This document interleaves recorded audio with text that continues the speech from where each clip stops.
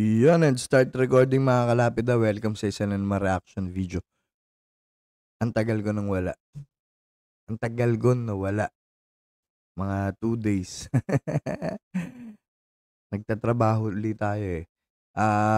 May Christmas party sa amin pero dahil sa wala akong Christmas, hindi na umattend. Tapos yung, baka sabihin nyo, bakit pumunta ka dun sa Christmas party ng mga bata? Hindi naman po dahil sa Christmas yun. Dahil sa, ah, ang tawag dito, sa pagtulong yun dun sa mga bata. So, ang tawag dito, balik tayo sa mga issue natin. Ano ba issue natin? May init politika.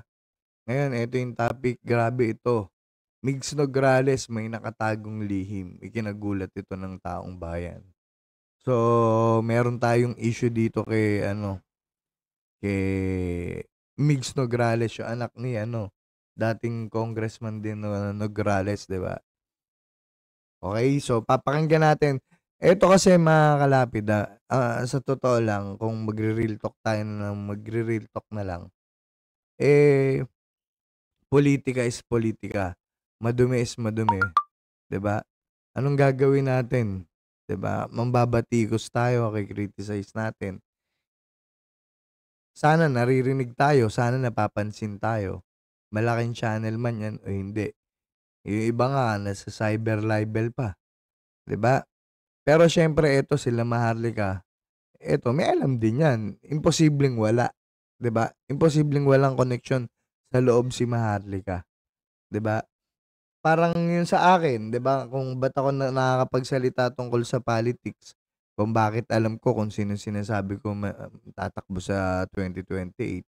Kasi meron din akong connection sa loob na kakilala. So, ganun lang naman yun, eh. 'Di ba, may mga source. Dahil may sotolo, sotolo. Isusotolo na lang natin, 'di ba, yung mga source natin. May sotolo, eh. Okay? So, ngayon pakinggan natin 'tong tinatago ni Migs Nograles. Ang alam ko, isinisiwalat lang niya yung kanyang kagandahan, pero may tinatago pala siya. Alamin natin. Ito nga mga kababayan, merong ibinunyag si Madam Maharlika na isang nakatagong lihim sa loob ng Kongreso, kasabwat dito ang ilang mga kongresista, hindi mo iisipin na pwede palang mangyari ang ganitong gawain. Bago natin ituloy ang video na ito, kung bago ka lang sa aking YouTube channel baka pwede makahingi ng like at subscribe at click mo na rin ang notification bell para updated ka sa aking nilalabas. Like nyo daw, syempre, makilike na rin tayo. Ayun. So, sino si Taong Kalye po, like nyo yung subscribe nyo rin. Syempre, pati yung page natin, no? Na bagong video, salamat po. Pato, Migs Bigao Nograles, Pachokchak, kapalit ng pera ng bayan. Ano Okay, daw? sino ba to? Ano daw? Pato, Migs Bigao Nograles, Pachokchak, kapalit ng pera ng bayan. Parang ayoko i-content. Parang pachurba. Pachurba Chenes. Chuba Chenes. Ito naman pachukchak. Mabigat to. Bagong video, salamat po. Pato, Migs Bigao Nograles, Pachokchak, kapalit ng pera ng bayan. Okay, sino ba to? Kapalit ng pera ng bayan. Mabigat. Parang hindi ako naniniwala dito. Okay, so itong bigatot na ito ay isa siya sa EPAL na akala mo, nagtali-taliluhan, nagaling-galingan dyan sa hearing ng franchise ng SMNI at kasapi siya sa mga Jotang Genemes na nag-contempt kay Dr. Lorraine at kay Eric. Alright, so ngayon mga kababayan, bago natin i-chukchak chenis sa inyo, yung kanyang pachukchak sa mga kongresista, gusto ko lang sabihin sa bigao na ito, sa alipot patotot, na babaeng ito, na akala mo laging kinakalay kayong tipay niya pag nagsasalita sa dyan sa Congress, mula ulo hanggang paa, pati toke ng pagmumukha niya ay pera ng bayan. Bang! Tangin na mabigat yung mga pahayag ni Maharlika dito. Parang ang hirap magsalita. Pero ang ganda talaga ni Migs. Alright?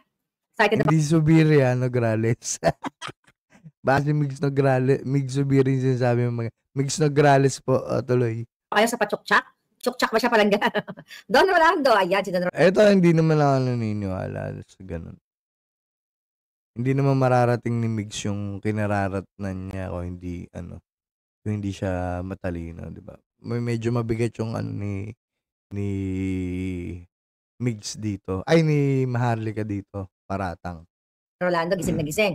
But bago ko i-chika boom boom sa inyong chuk-chak chenis ng bigatot na ito. So, ang siste ay actually nag-Christmas party sila dyan sa Congress. Lagi naman silang may Christmas party. Lagi naman silang may party dyan. So, Hiram, ayan, natawa sa bigatot. So, itong bigatot na ito ay pachuk-chak pala ito sa mga kongresistang may mga Diyosawa na. So, kaya pala kung makabiga-biga dyan sa Kongreso, nakala mo yung kipay niya, kinakalantari na mga Parang gusto ko mag-congressman.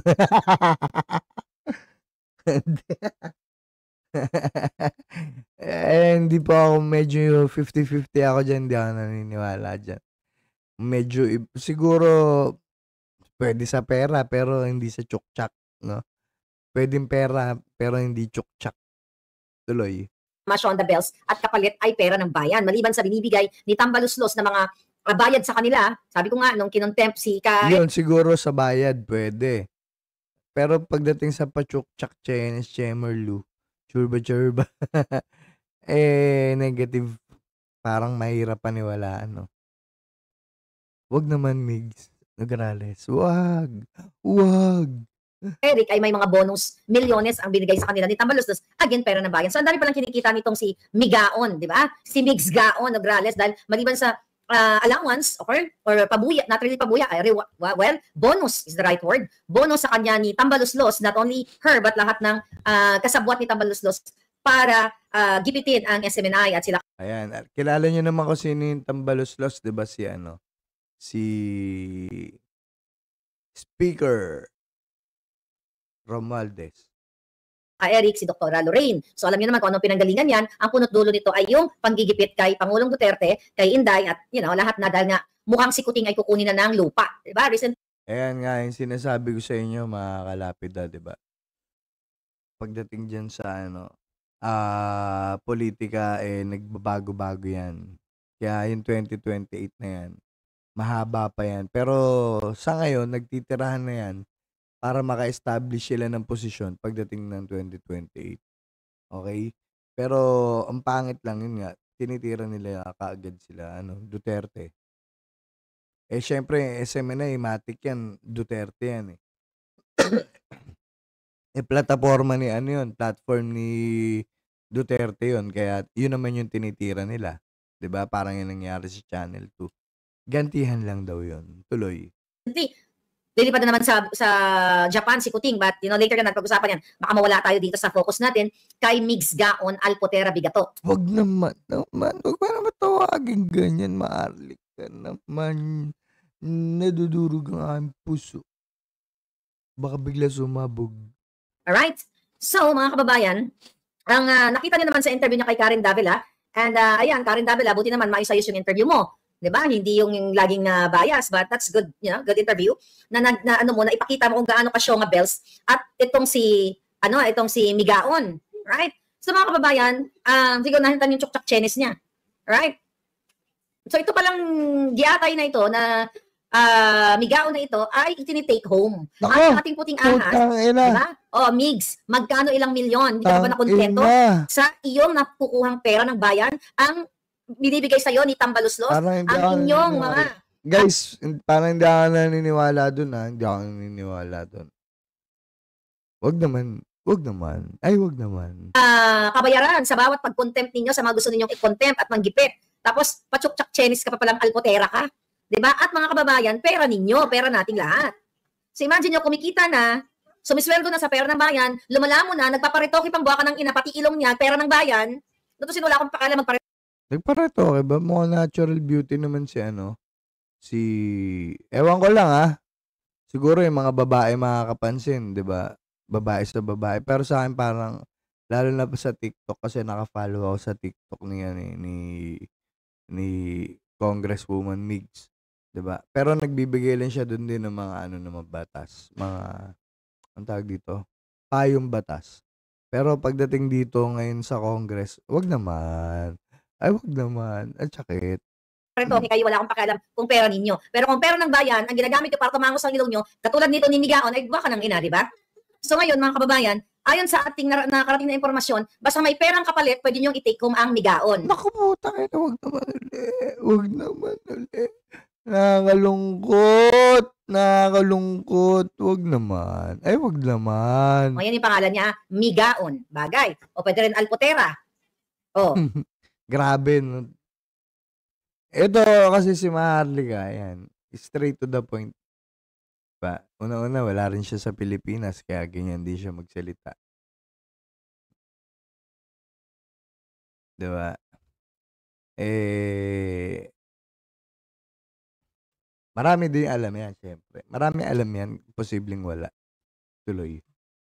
so sabi ni Liza Ter, nga siya kay Karen Davila. So ngayon na nga, punta muna tayo dito sa kay Karen Davila interview, I think that was 2 days ago, na gusto nilang nag-file siya ng House Resolution nga dito sa laban sa SMNI na inaano niya, minamadali niya or pinipressure nila ang National Telecommunication para isuspinde ang SMNI dahil daw sa kadahilanan na violate yung fake news at yung pinag-usapan doon sa hearing na kung saan hindi nila pinagsalita si Ka Eric, 'di ba? Binaboy nila yung illegal detention nila, si Ka Eric at saka si Lorraine Badoy. Then also kung hindi pa nag-aklas itong ating mga PMAers ay hindi nila pinakawalan dahil natakot sila dahil kinasuhan na nga sila ng lawyer ni Ka Eric at ni Doc Lorraine na si Attorney Harry Roque, o 'di ba? Ayan, so ngayon lang tayo nakiki-update kasi medyo nawala ako sa linya nung hindi tayo medyo nasubaybay dahil na-busy nga tayo. Ganito na pala nangyayari, 'di ba? So, pero wag naman, Migs Nograles. Migs Nograles po inuulit ko, hindi Migs Zubiri, Wag naman. So ngayon mga palangga, doon natin nakikita na itong si Migao Nograles ay utak bulinaw o utak dilis, okay? Dilis o utak tungaw. Okay, dahil doon sa interview na yon, for sure, nag-viral na yan. Ang nakita ninyo na tinanong siya ni Davila na kung ano yung specific na violation ng SMNI para i-push nila yung pag-revoke o pag-suspend ng kanilang prangkisa. Ang sagot ng Bigaon, sabi niya, iti-TikTok na lang daw niya. Kung hindi ka pa naman jutang Genemis alputan sa pinaka-alput, di ba? Iti-TikTok mo at nagbiga-biga ka pa. Tingnan mo yung TikTok niyan, parang kinakalay lagi yung tipay. Sana pakita niya. Sana at least para may ebidensya, lahat pakita na kinakalaygay. KKK. Kipay ni Kikay, kinakalaygay. KKK, makabayan. KKK. Pero wag naman. Tuloy. Sabi ni Ayo, nagmukhang grade 1 Hindi, dapat hindi ganun. Hindi ganun, attorney, Nograles, iti-TikTok mo, hearing, di ba? Franchise ng SMNI, tas magalit sa'yo si Pastor Kibulo, yari ka. Papasara niya yung earth. Tuloy. Si Migs kay Karen Davila. O di ba hindi mo maipaliwanag kung ano yung specific violation ng SMNI? Hindi ba po, kasi po, puro ka po. Ano sinabi mo dito?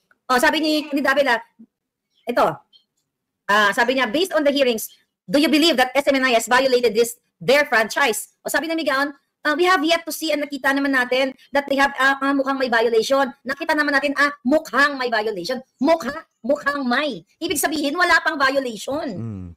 Mukha lang, pero wala.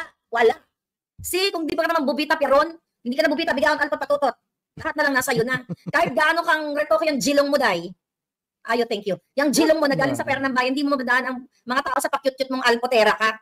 Hindi pa pala, mukha pa lang may violation lang. Na sabi niya, yes. Sabi ni Karen, in what way? Can you be specific? Yes, if you watch the previous hearing, I played down through a PowerPoint, PowerPoint presentation, the violation on Section 4, on this misinformation, at nakita naman po, Alpo. Oh. Ayun, actually, napanood ko ba yan? Parang, di ba? Parang napanood ko nga. So, hindi, ito kasi, kung may violation naman talaga, di ba?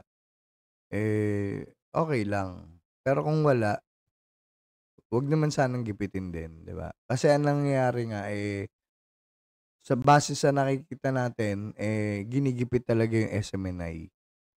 Dahil nga, hindi dahil kay Ka Eric, hindi dahil kay Badoy, hindi dahil kay Digong, kay dating President Duterte yan.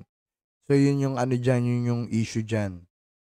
Hindi yung mga anchor, ano lang yan, nagamit lang yan para nakita na nilang butas yan para ma-strike yung ano, yung SMNI. Pero ang gusto talaga nila strikein dyan is ano, yung platform ni Pangulong Duterte. Okay? So ngayon anong masasabi nyo dito kay ano, kay Migs Nograles? Bigla naman ako nalungkot dun sa nabalitaan ko kay Marlica. Sana hindi naman totoo, 'di ba? Wag naman. Ay wag naman. Ay wag naman. Wag naman Migs naman Nograles. Unfollow na kita. Hindi. Hindi naman tayo basta-basta naniwala. Kailangan pakita muna ni Maharlika yung KKK, yung kinakalaykay, para maniwala tayo. Pagka hindi pinakita yun, syempre wala ebidensya. Hindi tayo maniniwala, di ba?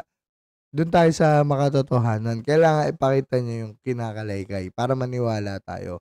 Kaya mga kalapit, ano naman sabi nyo? Di ba? Sa isyong to ng SMNI at ni Binibining napakagandang Migs Nograles. Ayan inang yan. So, yun lang muna. Subscribe kayo dito mga kalapid Siyempre, hit the bell button. And paki-like po yung video natin. Tatry po uli natin makagawa pa uli ng video kasi hindi ko alam kung maaga ako bukas. Okay, maraming salamat po and stop recording.